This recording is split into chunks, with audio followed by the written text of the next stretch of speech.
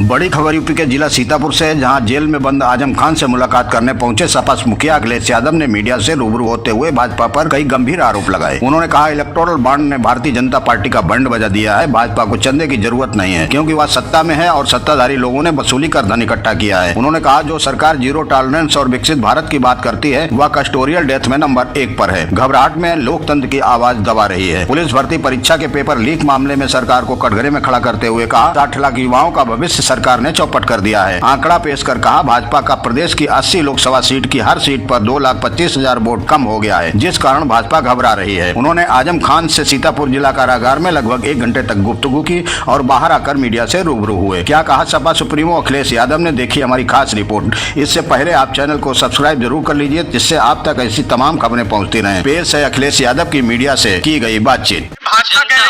जनता इनको सबक सिखाएगी।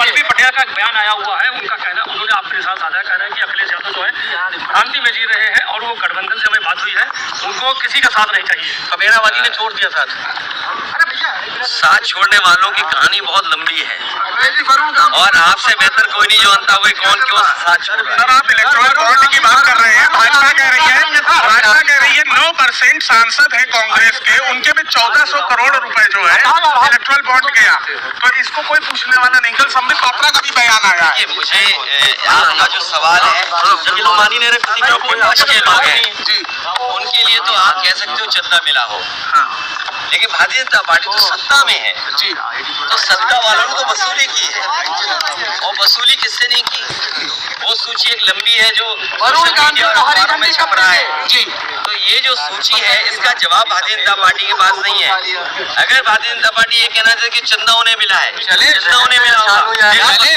नीचे करो ना, हम नीचे 6,000 करोड़ रुपए जो है भाजपा के बॉन्ड में गए हैं, और इस पर आपका क्या कहना?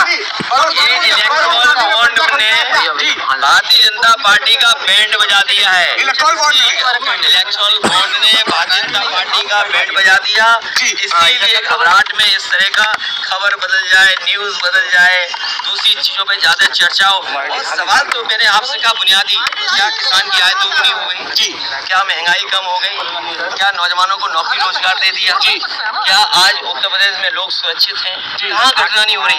क्या आप सोच सकते हैं कस्टोडियल डेथ हो रही हो? जो लोग विश्व गुरु बनाने का संकल्प लेते हो, विकसित भारत को बनाने का संकल्प लेते हो, और कस्टोडियल डेथ में वो प्रदेश नंबर 1 हो। क्या बात हुई आपकी? जितने भी कांड हो रहे हैं, लॉ एंड ऑर्डर, आप खुद सोचिए, 3 घंटे में एनकाउंटर कर दिए। आप खुद सोचिए कि जो सरकार ये कहती है कि जीरो टॉलरेंस है लॉ एंड ऑर्डर के मामले, इसका मतलब ये सबसे घबराई हुई है सरकार। सर, लगातार मुख्यमंत्रियों पर कार्रवाई हो रही है, क्या कहिए? ये कोई नया तरीका नहीं है, ये समय बहुत बलवान है। हमने आपने तमाम किस्से सुने होंगे जी, समय से ज्यादा बलवान नहीं है, और समय आएगा जब बीजेपी को भी जनता सबक सिखाएगी। केवल जनता इंतजार कर रही है सबसे वोट डालने का मौका मिल जाए। मुख्यमंत्रियों को जेल भेजने से, मुख्यमंत्रियों को जेल भेजने से, कुछ न्यूज को कंट्रोल करने से जी लोकतंत्र की जीत नहीं होने वाली है।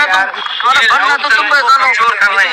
लोकतंत्र में जो आवाज उठाना चाहते हैं, उनकी आवाज दबाना चाहती है सरकार। और सच्चाई तो ये है कि इनके पास जवाब नहीं है। मान लीजिए उत्तर प्रदेश में सबसे ज्यादा पेपर लीक हुए हैं, कोई एक पेपर लीक नहीं हुआ है। जितनी भी परीक्षाएं हुई हैं, सबके पेपर लीक हुए हैं, और पेपर लीक होने से जिन बच्चे नौजवानों का भविष्य अंधकार में गया है, मैंने कई बार बोला हूं, मैं फिर बोलता हूं, 60 लाख बच्चे जिनका भविष्य इस भारतीय जनता पार्टी ने उत्तर प्रदेश में छीना है, 60 लाख और उनके माँ बाप को मिला लें तो 60 लाख गुणा 3 कितना हुआ? 1,80,00,000।